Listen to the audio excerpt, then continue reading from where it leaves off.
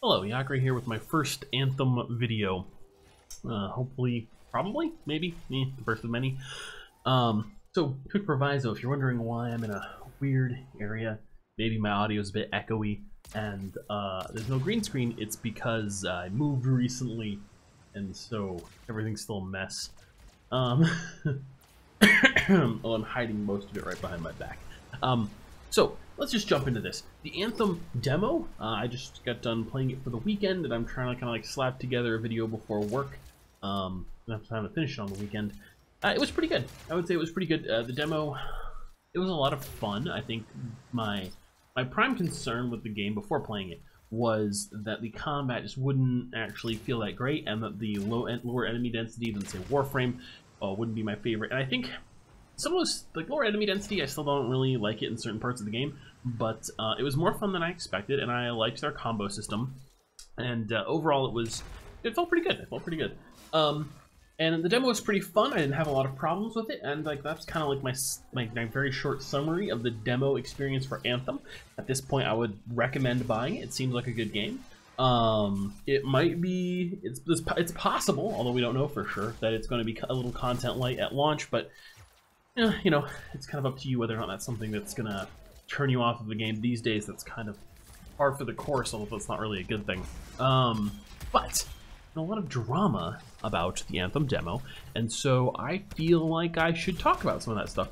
Some of it's a little bit related to my actual area of expertise, slightly, and you know, it's the kind of stuff that pisses me off about the internet these days and like gaming communities in general. So let's talk first. Before we get into that, though, let's talk about the biggest fuck up that BioWare and EA made in regards to this demo, right? Because there were some real mistakes, and the biggest one by far was by the marketing team behind this game, right? They used the term demo and the term VIP very inappropriately.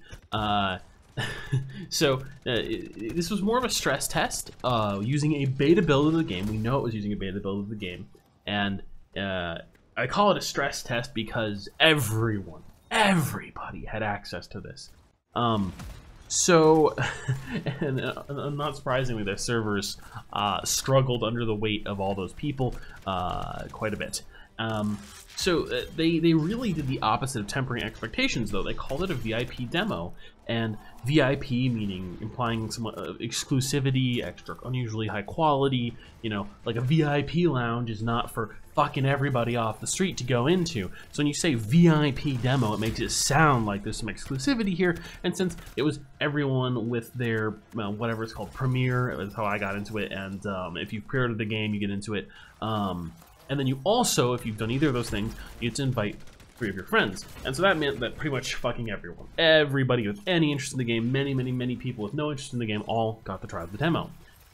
So that's a lot of people. It's not very VIP. That's a stress test. That's like almost open access. Yeah, ridiculous. Demo makes it sound like this slice of your game is finished. You're confident that this represents final gameplay. Okay, the developers, I don't know what the guy's position was, but one of the developers said on Reddit, Twitter, somewhere, that the opposite was true. This is definitely not representative of the final state of the game when it's going to launch, not even of the state that's going golden, let alone after whatever launch day patch they have. It's very much not representative of the game at all. When the game launches, the game is going to have, what, 12 weeks more patching than this build. Okay, that's a lot of work. You can get a lot done in that amount of time, actually. Contrary to so many people saying the opposite. I feel like for once, you know, usually whenever I talk about anything related to game design, software, programming, I have to be like, guys, this is fucking unrealistic. And in this case, it's unrealistic for people to expect so little to change, as a lot of people seem to think will change, right, in this amount of time. Anyway, point is, this was a beta stress test, not a VIP demo. It's like literally the opposite of both terms is what you should have expected. And so marketing team fucked up. They fucked up. Most of the criticism that the developers are receiving is just the marketing team's fault, and not really deserved for what this demo was. I'm gonna call it the demo. They call it the demo, but I'm going to explain this. I'm gonna blow through a lot of my other comments a little bit quickly because otherwise I'll be late for work before I finish. You know, rambling. So in general, there's a lot of overly dramatic shit posts going around about the game right now. There are lots of popular YouTubers who have stated some things that are very hyperbolic, completely untrue, or completely and utterly basic. I guess with the way people are using basic now, that works too. But baseless supposition, right? They're just assuming wild, crazy, totally far out from anything we've heard about the game or know about the game. Things will definitely, for sure, be the case about the game at launch. I don't like that kind of attitude. I'm not going to call out specific people, but you probably know who they are. Fuck those guys. Anyway, I just think like when people are using words like, I am terrified, dramatic music plays in the background, about the way this game is going. It could be the end of the world. We're all gonna die over a video game. It's a little bit ridiculous to me that people are being that dramatic about this. It's a video game, and you're commenting about a video game. It's not a fucking soap opera.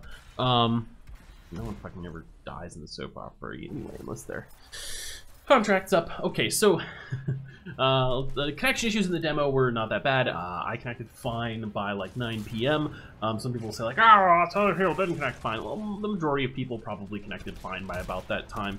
You know, they were fixed relatively quickly. I know by the next day they certainly weren't any serious connection issues. This is pretty much standard for this type of test or demo, however you want to put it. Yeah, I didn't encounter any bugs until the second day playing, actually, and that's when I tried full screen instead of borderless full screen, and that crashed the game if I tabbed out, and that was pretty annoying, but such is life, I guess. And there's a crash in the main storyline for me, where you go to these 3 guys, and the game just crashes every time. I don't know if that was intentional, because that was the end of the demo, or not, but I didn't have any other huge issues. Minor, like getting stuck in places, bugs, nothing big. There were enemies despawning, but it actually seemed like it was a mechanic, not a bug, so I don't know about that. Oh, something noteworthy to bring up, actually, that caught my attention is the claim that the game was DDoSing the EA servers effectively by a mistake in the netcode, sending thousands and thousands of requests to their servers if it failed a connection attempt, and this is probably accurate. The thing is that I think people were being, again, too dramatic about this. There were a lot of people commenting like, oh wow, these devs are such fucking morons, what shit netcode, blah blah blah blah blah. This is just like a really simple mistake that anybody could make. I'm not surprised at all that something like this happened in a early test build like this. Probably what happened is that this was done intentionally for testing purposes or something like that, or you know, perhaps it was just an oversight. You know, someone just kind of like had a little brain fart while coding with not enough sleep, and it was probably patched out pretty quickly internally. And however, it may have just slipped into this snapshot. You know, they forgot that this was an issue that they fixed after they took this snapshot of the game for the demo, and so due to an oversight, it wasn't fixed in the demo. I'm sure that their internal version probably already had a fix for this in it. Not definitely, but you know, anyway. Point is, this sort of thing is very normal and doesn't really like herald bad things for the netcode of the game. It's not very surprising to me that it happened. I guess the TLDR is that most of the issues with the demo, issues that everyone was screaming about, people are making many mocking videos about, blah blah blah, etc., are not very real or serious issues. I'm going to talk about what some of the issues I think are probably pretty important, and I will say, you know, as a side note, credit where credit is due, I like to rag on Reddit a lot because gaming communities, and especially Reddit gaming communities, tend to be really fucking retarded about what like real game design issues are, and what mistakes and what aren't, and blah blah blah blah, that kind of thing. I think blah blah blah too much. I'm gonna cut that out. Anyway, point is that the Anthem the game subreddit has actually been pretty on point, I feel, and had some pretty reasonable posts hit the front page. So bravo to them that it's not, you know, like unintelligible screeching on the front page, because that happens way too much. Yeah, so you should expect lots of bugs, connection issues, etc., and that's what I found when I tried out the game, but actually less than I expected. I got disconnected once over, you know, three days of playing the game, and I crashed a few times due to a repeatable issue. And that's pretty much it.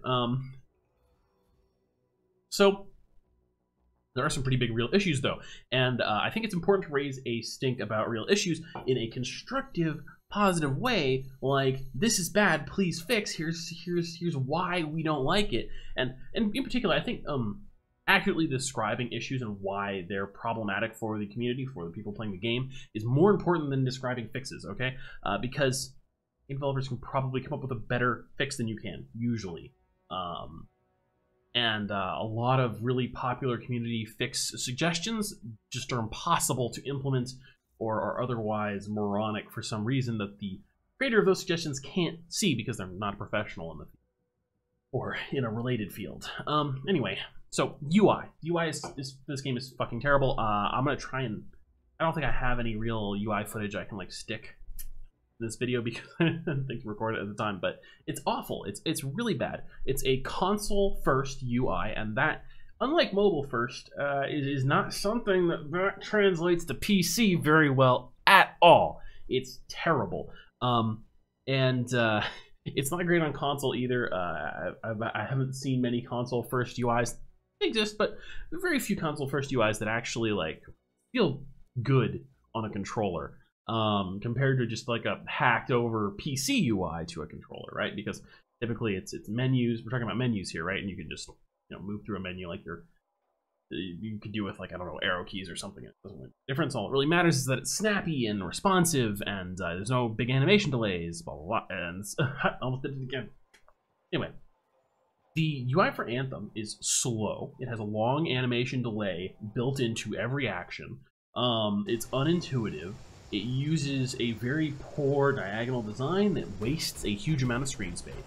And I don't know what else to complain about. Oh yeah, there are confirmation delays. It's just this horrible, horrible fad in game design right now to add in delays when selecting options. And I could almost get it to a certain extent because it does suck if you have an option that you can't take back to accidentally click the wrong thing. However, these delays typically are like a 1 second delay, and it could be like 100 milliseconds or like 200 milliseconds. Just like anything enough that you have to like hold a button instead of like clicking a button.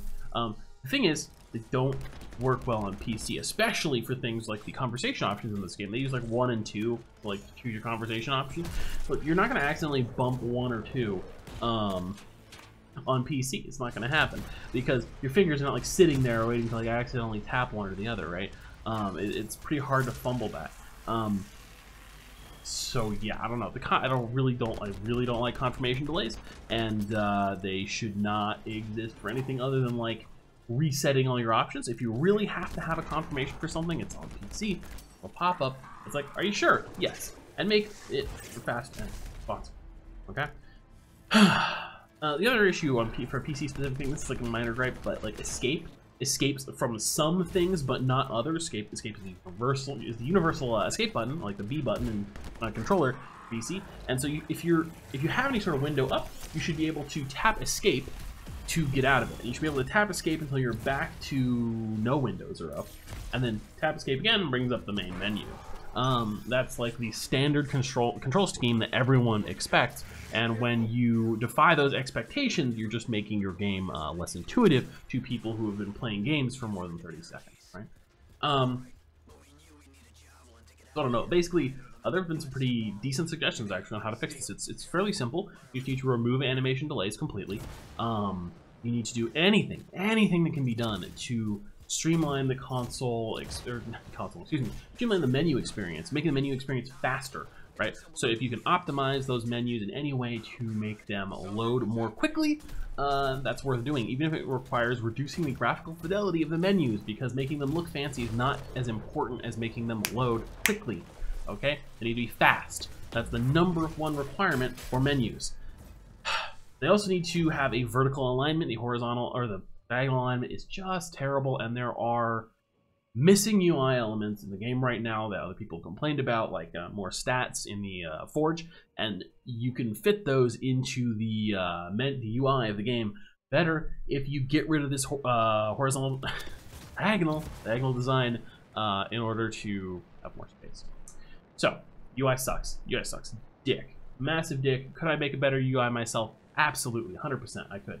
And I don't like... I feel like I shouldn't be able to say that about most game elements. Could I make better, a better combat system for this game? I don't know, probably not. Could I make a better UI? Yes, definitely. So that's my bar for not being a super great setup. I'm not even unsure. I know I could do better. I know other people who could do better as well. So BioWare, you know, you've got a UI designer, design professional. They should be able to do better than me or my acquaintances who aren't game design professionals, at least. Not the case though.